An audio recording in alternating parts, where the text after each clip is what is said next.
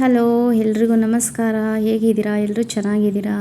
ನೋಡಿ, ನಾನು ಸಂಜೆಯಿಂದ ಲಾಗ್ ಮಾಡೋಕ್ಕೆ ಸ್ಟಾರ್ಟ್ ಮಾಡ್ಕೊಂಡಿದ್ದೀನಿ.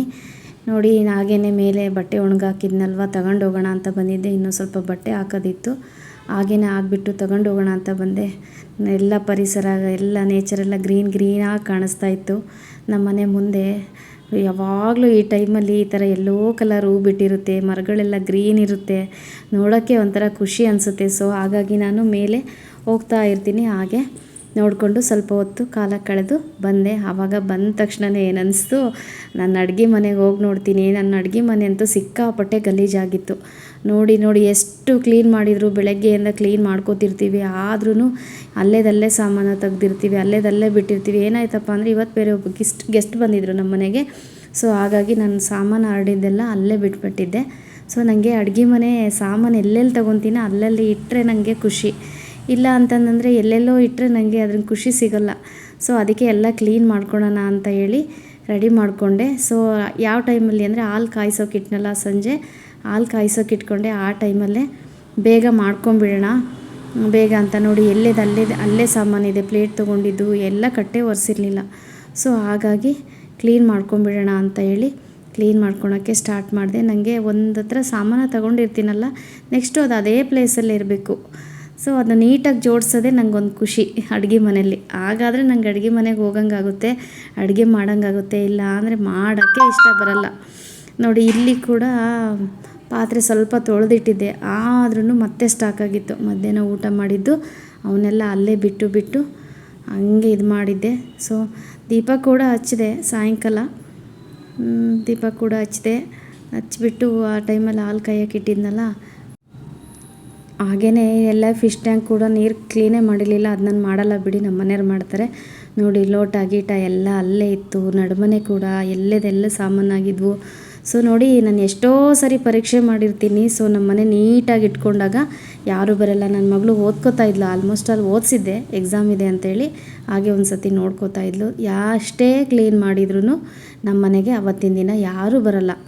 ಯಾವಾಗ ಬರ್ತಾರಪ್ಪ ಮನೆಗೆ ಗೆಸ್ಟು ಅಂದರೆ, ನಾವೆಲ್ಲ ಮನೆಯೆಲ್ಲ ಈ ರೀತಿ ಹರಡ್ಕೊಂಡಿರ್ತೀವಲ್ವ. ನೋಡಿ, ರೂಮಲ್ಲಿ ಈ ರೀತಿ ಮೂಲೆಗೆ ಒಂದು ಚೇರಲ್ಲಿ ಬಟ್ಟೆ ಹಾಕಿರ್ತೀವಿ, ಇಲ್ಲಿ ಈ ಥರ ಗುಡ್ಡೆ ಹಾಕಿರ್ತೀವಿ, ಇಲ್ಲಿ ಕ್ಲೀನ್ ಮಾಡಿರಲ್ಲ. ಸೊ ಈ ಟೈಮಲ್ಲಿ ಗೆಸ್ಟು ನಮ್ಮ ಮನೆಗೆ ಬರ್ತಾರೆ, ಹೌದಲ್ವಾ? ಅದೇ ಟೈಮಲ್ಲೇ ಗೆಸ್ಟು ಕೂಡ ಬರೋದು ಮನೆಗೆ. ಇಷ್ಟು ಗಲೀಜಾಗಿರೋದು ನೋಡೋದು ಏನು ಅಂದ್ಕೊಂಡ್ರು ಗೊತ್ತಿಲ್ಲ. ಬಟ್ಟೆ ಕೂಡ ವಾಷಿಂಗ್ ಮಿಷಿನಿಗೆ ಹಾಕಿರಲಿಲ್ಲ.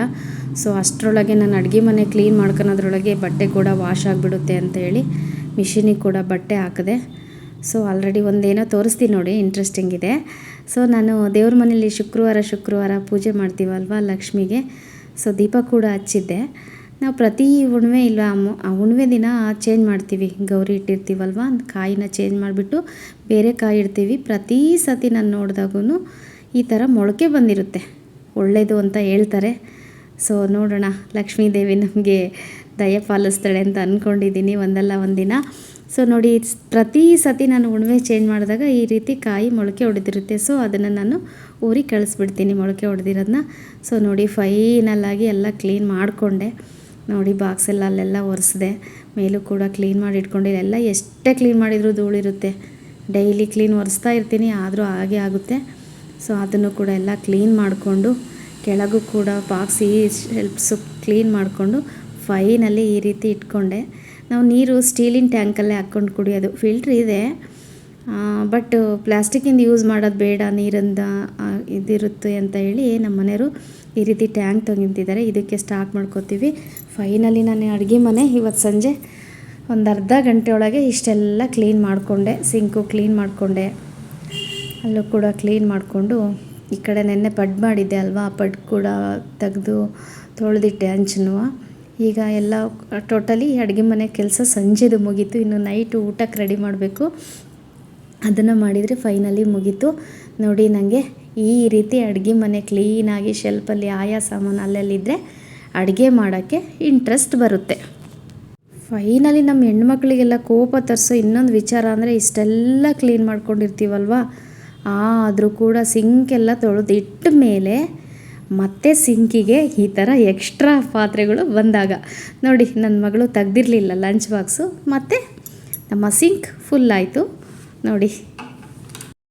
ಹಾಗೆ ನೈಟ್ ಊಟಕ್ಕೆ ಪ್ರಿಪ್ರೇಷನ್ ಜಾಸ್ತಿ ಏನೂ ಮಾಡಲಿಲ್ಲ. ಬೆಳಗ್ಗೆ ದೋಸೆ ಮಾಡಿದ್ನಲ್ವ, ದೋಸೆ ಹಿಟ್ಟು ಸ್ವಲ್ಪ ಇತ್ತು, ಅದಕ್ಕೆ ಈರುಳ್ಳಿ ದೋಸೆ ಮಾಡ್ಕೊಂಬಿಡೋಣ, ಬೆಳಗ್ಗೆ ಬರೀ ಪ್ಲೈನ್ ದೋಸೆ ತಿಂದಿದ್ದೀವಿ ಅಂತೇಳಿ ಕೊತ್ತಂಬರಿ ಸೊಪ್ಪು ಈರುಳ್ಳಿ ಎಲ್ಲ ಸಣ್ಣಕ್ಕೆ ಹೆಚ್ಚಾಕ್ಬಿಟ್ಟು ಈರುಳ್ಳಿ ದೋಸೆ ತಿನ್ಕೊಳ್ಳೋಣ ಅಂಥೇಳಿ ರೆಡಿ ಮಾಡ್ಕೋತಾ ಇದ್ದೀನಿ ನೈಟ್ ಊಟಕ್ಕೆ. ಹಾಗೆಯೇ ಚಿಕ್ಕಕ್ಕೆ ಈರುಳ್ಳಿ ಮತ್ತು ಕೊತ್ತಂಬರಿ ಸೊಪ್ಪನ್ನ ಹೆಚ್ಚಾಕಿ ಈರುಳ್ಳಿ ದೋಸೆ ಮಾಡ್ಕೊಂಡ್ವಿ ಫೈನಲಿ ನೈಟ್ ಊಟಕ್ಕೆ.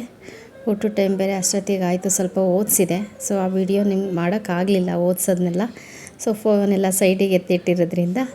ಸೊ ಕೊನೆಯಲ್ಲಿ ನಾನು ಊಟದ ಟೈಮಲ್ಲಿ ರೆಡಿ ಮಾಡೋದನ್ನು ಅಷ್ಟೇ ತೋರಿಸ್ತಾ ಇದ್ದೀನಿ. ಫೈನಲಿ ಈರುಳ್ಳಿ ದೋಸೆ ರೆಡಿ ಆಯಿತು. ದೋಸೆ ತಿಂದ್ಕೊಂಡು ಇವತ್ತಿನ ಅವಳು ಕೂಡ ನನ್ನ ಮಗಳು ಊಟ ಮಾಡಿದ್ಲು. ಫೈನಲಿ ನೈಟು ಡಿನ್ನರ್ ಕೂಡ ಮುಗಿಸಿ ಮಲಗಿದ್ವಿ.